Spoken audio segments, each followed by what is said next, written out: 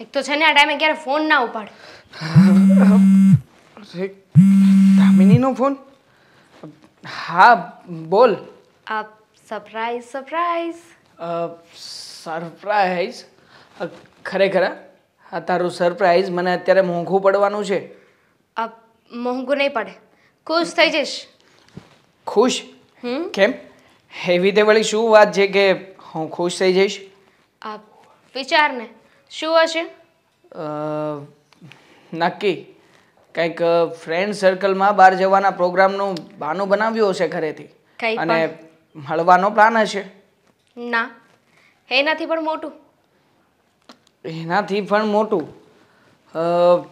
બીજું તો કંઈક પાર્ટી હશે કોઈ જગ્યાએ જ્યાં બહાર જવાનું હશે. રહેવા દે, આ તારા કામની વાત નથી.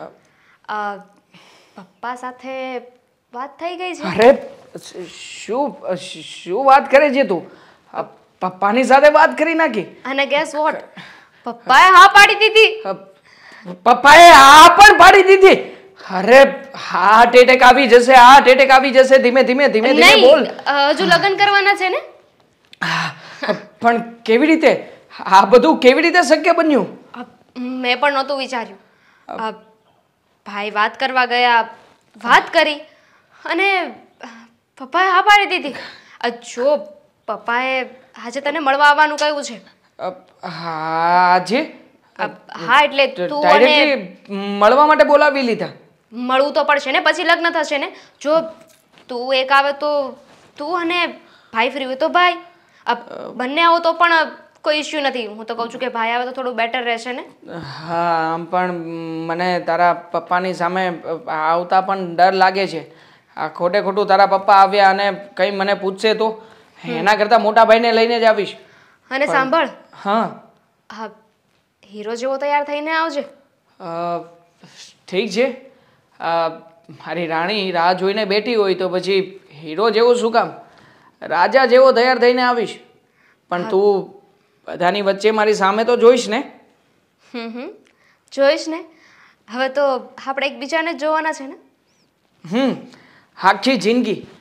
હા, અત્યાર સુધી લગ્ન કરવાના સપના જોતા હતા, હવે તો લગ્ન થઈ પણ જશે. હા જો ને, તારા પપ્પા માની ગયા છે, મારા મોટા ભાઈ માની ગયા છે, એટલે હવે મને નથી લાગતું કે બહુ વધારે રાહ જોવી પડશે. હા પણ તમે લોકો ક્યારે આવશો? હજુ તું ફોનમાં વાત કરે છે. આ ફોનમાં ને ફોનમાં લાગ્યો રહીશ કે પછી તારા ભાઈને વાત કરીને તું અહીંયા આવીશ?